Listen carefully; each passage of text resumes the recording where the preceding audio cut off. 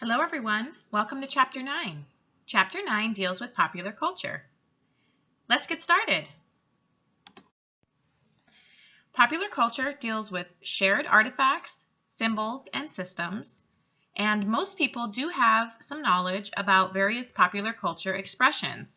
So for example, many popular culture expressions can be found on television, in film, with music, various texting or text products like newspapers or web pages or blogs or Twitters nowadays, and of course activities that people may engage in. So Disneyland or NASCAR are types of popular culture expressions and activities.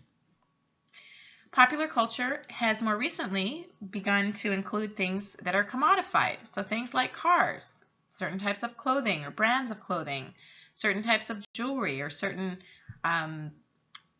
bling bling qualities that jewelry has, right? Sort of the shine and the big diamonds and all of this sort of, commodity appreciation that we see more happening nowadays than we did, let's say, 50 or 100 years ago. So most of us can probably come up with some popular culture symbols or pop culture icons today. You might be thinking of people, you might be thinking of various types of pictures or symbols, right? And so popular culture definitely has an influence on the social culture that we find ourselves in. And so we're going to talk about some of the influences that pop culture can have on society in this chapter. When we look at the history of popular culture, in the past, culture was defined in two ways. The first of these was a definition of more high culture expression. This typically was performances or artistic creations or endeavors that were sponsored and enjoyed by the elite or the people that were more affluent in society. These types of expression might include things like theater, ballet, art, sculptors and sculpts, right? Things like that. And these types of artistic expressions tend to be viewed as classic, timeless, and in many cases international. And as I said a second ago, this would include things like the ballet, the opera, the symphony, art museums, and what have you. However, low culture, as it used to be defined, included things that were more common to the average person. And more recently, this idea of low culture was renamed as popular culture because popular culture is a much more positive reference to use when listing or discussing the idea of culture among the masses than the term low culture. So most people do have knowledge of popular culture, as we said on the previous slide, and this includes, again, things like films, TV, music, magazines, or various types of activities that people might engage in, which allow them to connect with other people in their society and culture. It allows people to create a type of a subculture, if you will. So you could even think of sports or football as another type of a popular culture expression, right? And these are various ways that people tend to connect with people in their communities. And it's good to recognize the history, though, of high culture and low culture. And it's also good to realize that a lot of times people may actually find pieces of high culture in more popular culture expressions, right? And we'll talk about this a little bit more in the future. But for example, you might find references in your favorite TV shows to various types of opera or artistic or maybe classic writing pieces and things like that. So a lot of times high culture and low culture can start to merge. But in terms of the historical division of these two types of cultural activity, we should be able to distinguish between the history of high culture and the history of low culture, which of course now popular culture is more of the more commonly acceptable term that we use to refer to the cultural icons and expressions that are engaged in by the average person. As I said a second ago, high culture and low culture in some cases may have blurred boundaries, and what this means is that you will find references or connections to high culture within more low culture or pop culture expressions. So for example, the television show The Simpsons oftentimes even though it's more of a common person show, right? So like it's the average show that the average family might watch or maybe used to watch, right? Although it's still on and people are still enjoying it. But when you think about the scripts, a lot of times in the scripts, you'll see that there will be references to various types of classic writers, for example. So the reference that we see with Homer's name even, right, is a reference to a classic piece of literature. We also see that things like rap songs sometimes might make their way into a show like The Simpsons. You see that in the show that Lisa is a saxophone player, right? So she's a musician. And so you see that those various types of pop culture expression have made their way into that show. So in many cases, there may be a blurring of boundaries between more popular culture and high culture expression. In terms of consuming pop culture, the cultural texts are basically the messages that we take away from television shows, from films, from music, from web pages, or from various activities that we might engage in that are pop culture in nature. And in terms of consuming pop culture, the encoding process is basically the process whereby the people who are writing the scripts or writing the texts that are used for popular TV shows or popular songs, right? So the people that do the writing are the ones who encode the message. And oftentimes the encoding process also in the subtext includes various messages about what kinds of cultural norms are considered to be appropriate or acceptable, about various stereotypes that may exist on a broad scale about various groups, or about people that might be deviating from these cultural norms that we tend to expect. In comparison, when we consume pop culture, the decoding process is the process that the audiences go through when they interpret and assign meaning to the messages that have been encoded. So various people might assign different types of meanings to the same message, right? As I've said before in this class, meanings are in people, not in words.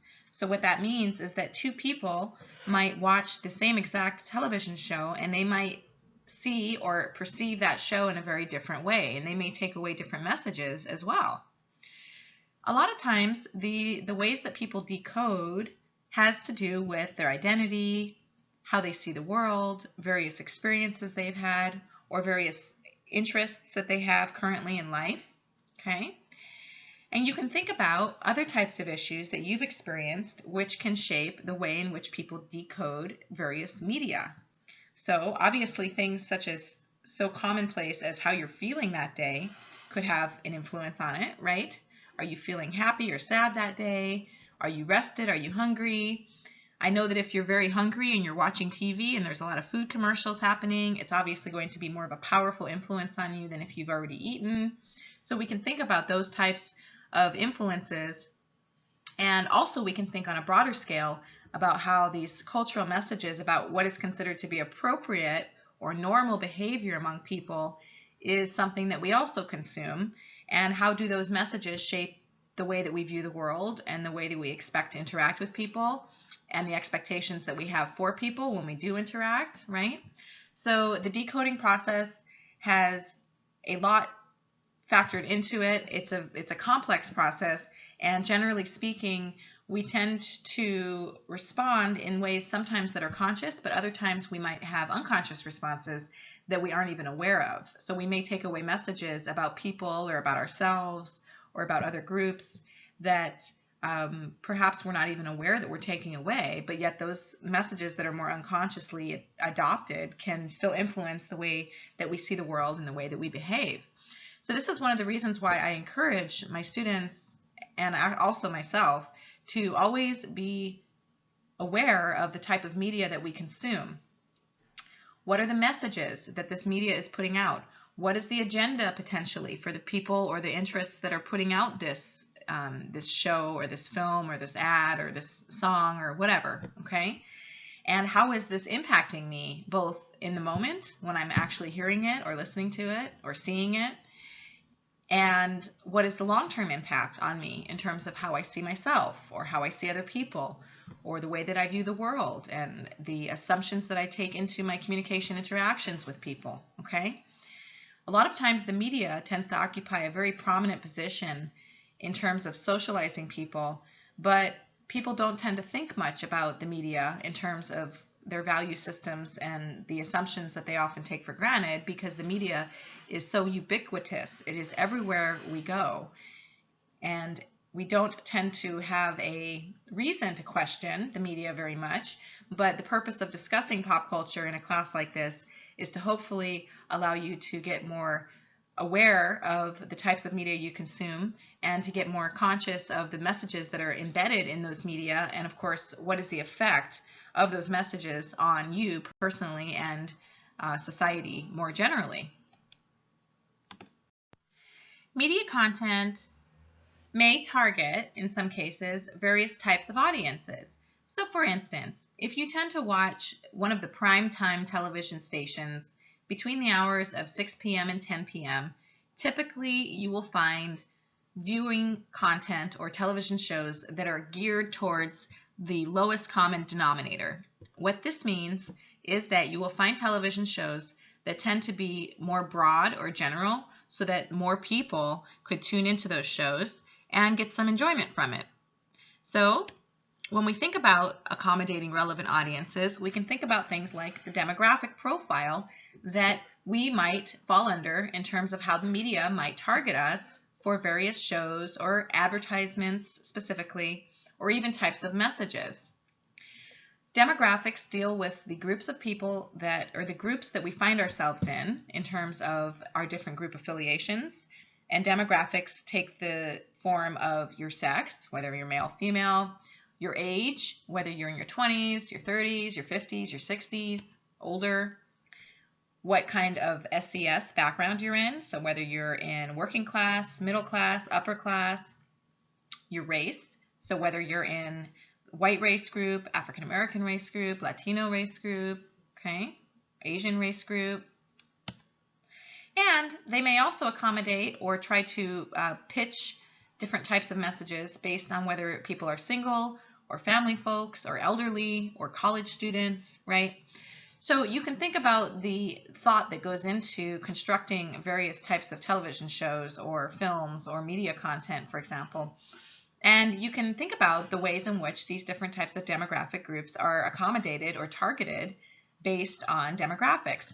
So one thing we know, for example, is that the advertising industry spends millions and millions of dollars every year trying to do research about the kinds of advertisements that will be effective in order to convince you or me to buy certain products or to adopt certain types of lifestyle choices or what have you.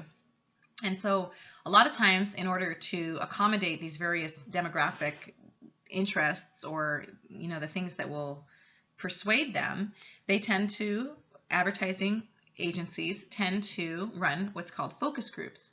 And so what they will often do before they put an advertisement out into the public to be seen is they will run the advertisement in a private focus group so they can get a sense of how people respond to the advertisement based on their demographics. So for example, if I'm trying to target young men between the ages of 20 and 30 from middle class backgrounds, and I find that my advertisement appeals primarily to females in their 60s, then obviously the advertisement is not going to target the group that I want to target. So this is one of the reasons why they do research on this issue.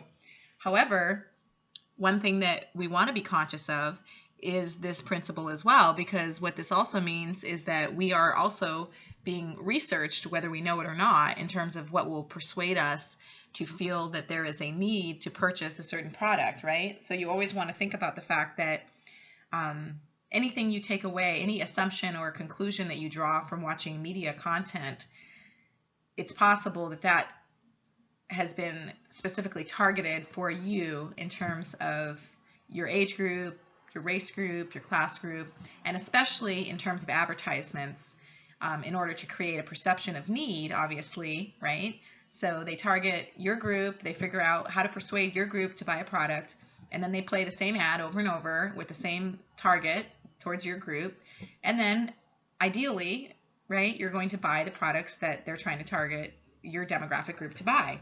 But we want to be conscious of this process because we don't just want to be blind sheep, right? We want to be, aware and critical about the type of media we consume. We don't want just to be assuming things about ourselves, that could make us feel insecure just because the media is targeting us, to create a need to buy things, right?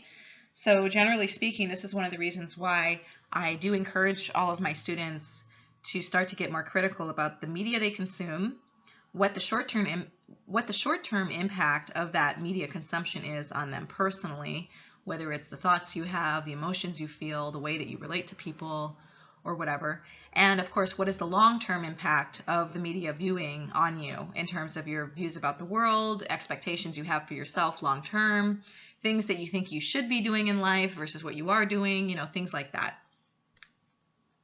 You might be surprised at what you discover when you actually start to pay attention to some of these things as you consume media. Popular culture may also promote or depict views of people belonging to certain groups in certain ways that are stereotypical.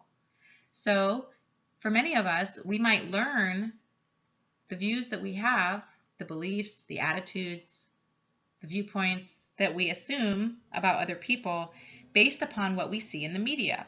This is especially the case when we don't have very much experience with people from that group.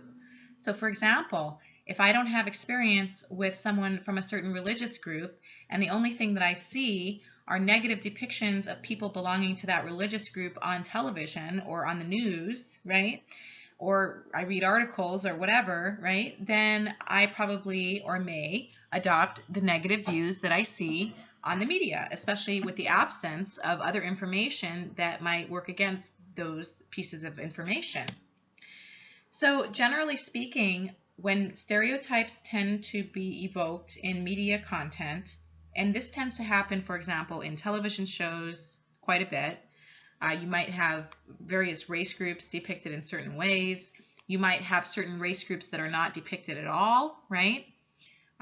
You may have this happen with disability, right? You see sort of a minimal depiction of anyone with a physical disability in many of these mainstream television shows, right? However, when you do see someone with a disability, they might be perceived in a certain way, which can lead people to think that people who are, in that group are all like that.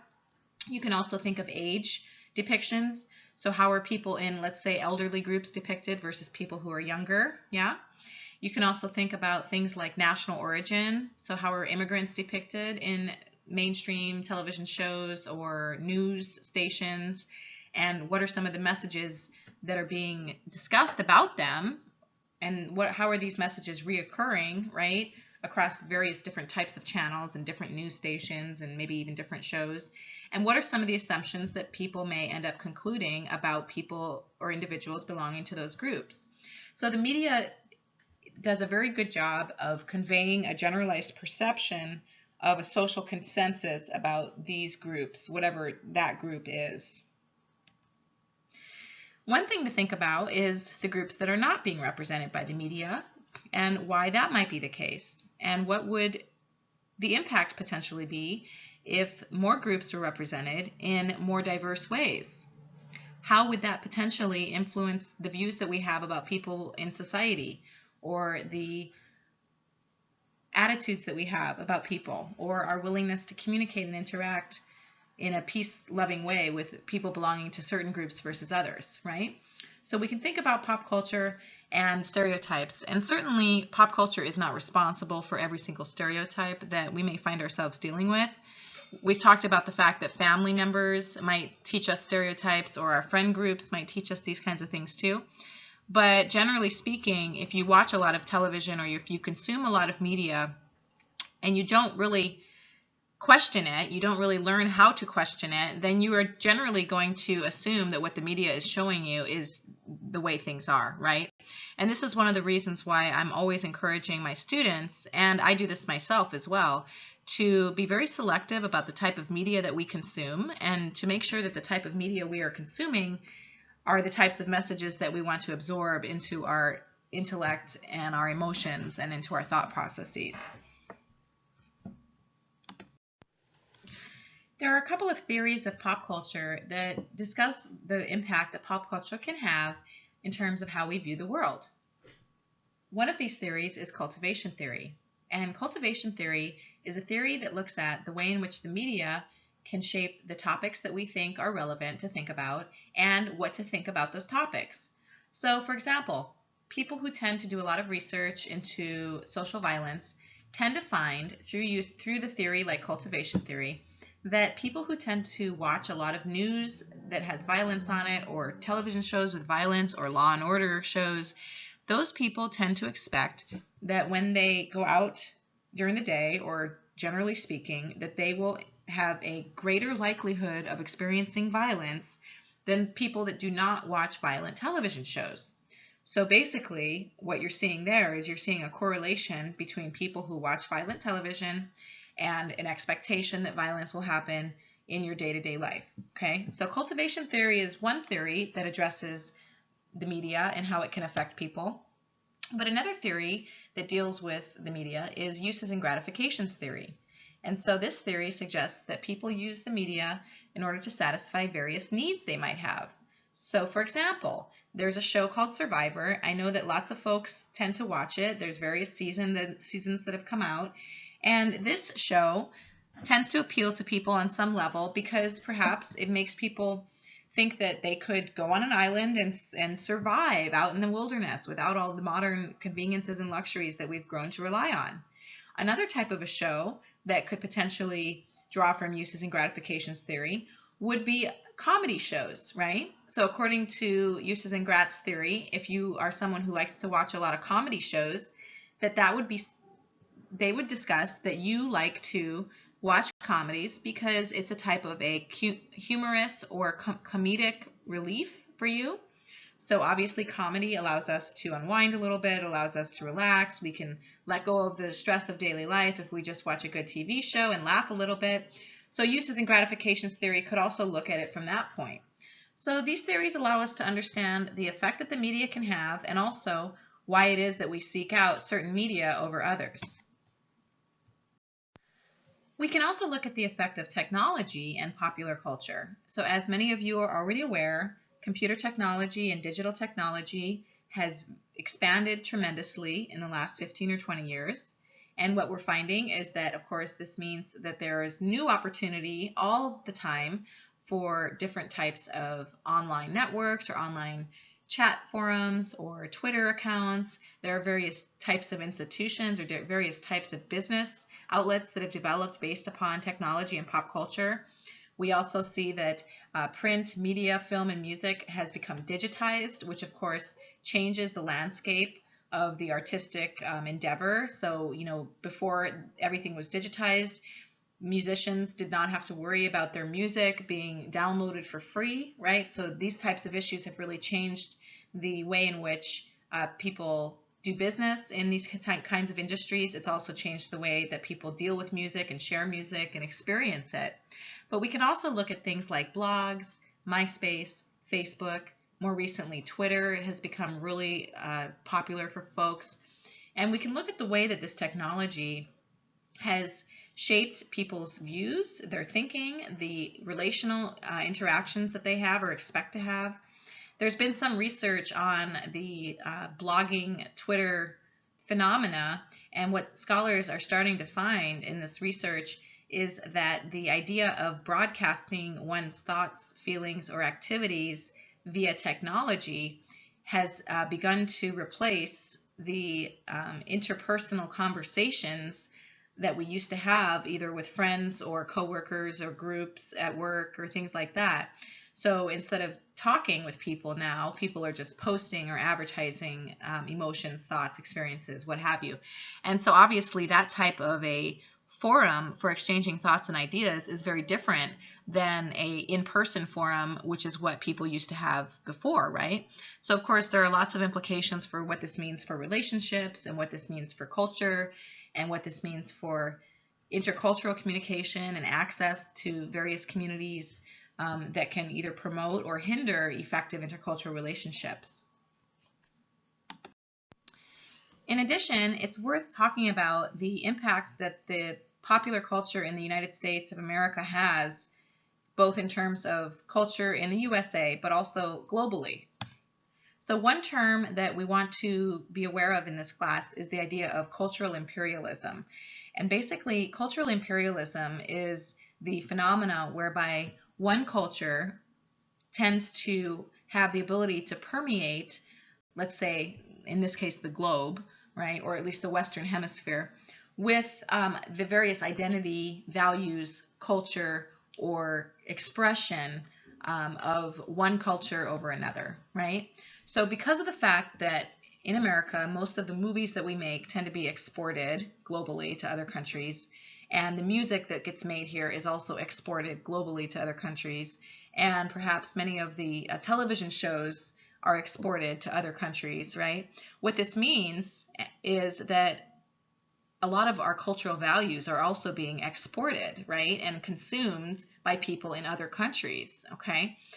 Now, this is globalization, and it is one of those things that obviously is going to happen in a market or in a globe or a world where information is easily transmittable, right? But what happens when most of the media content that is being consumed by people across the world is from the USA, and there is an absence of media content in the USA from nations all over the world, right? So what you have there is you have a fairly one-sided interaction going on there, where there's a whole bunch of cultural values and ideas and principles that are being ideals, ideologies, thoughts about the way it should be, or what we should glorify over something else, that are being basically consumed by people in other nations, which are influencing them, especially young people, right? We know from the research that young people are more impressionable than older people, right? And so this idea of cultural imperialism is worth understanding and thinking about, because what ends up happening then when most of the media content that's being consumed by young people across the world is media content from the United States of America. Well, what ends up happening, if you talk to cultural scholars, is that the people in these countries who are young and impressionable and growing up tend to espouse or want to adopt the same values and behaviors as the individuals that they see on the media, right? Whether it's film or television shows or music, pop, musicians, whatever. So this is kind of an interesting idea to think about. Obviously, when you have many people, young people especially, who are wanting to learn English instead of their native language, because English is seen as more profitable because of the amount of jobs that are accessible now if you speak English.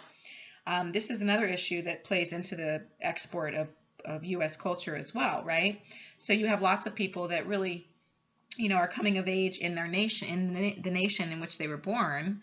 However, the cultural values that they are espousing towards are actually cultural values that are much more representative of America than of the nation in which they live, right? And of course, in terms of language, if we also know that people are speaking English at higher rates than ever before, and in fact choosing English over their authentic native languages, we know then, if we look at language and culture, that this is definitely going to shape the cultural identity and the cultural values of lots of individuals across the world. And of course, this will shape intercultural relationships as well. So we can think about this issue. We can also think about the fact that global identity and culture is something that is worth considering.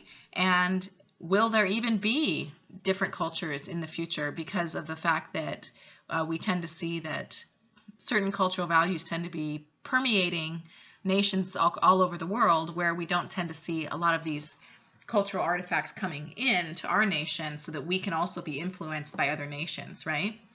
So it's definitely something to consider. It's important. It's interesting. One other thing to consider would possibly be the way in which media has changed in the USA in the last 50 to 80 years. If you look at the films that are being produced nowadays, most of them tend to have a lot of action and violence and bells and whistles and things like that.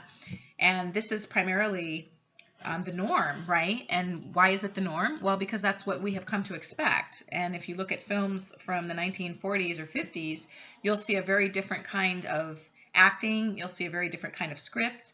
You'll see a lot of different themes and ideologies playing out in those films because the world was a very different place back then, right?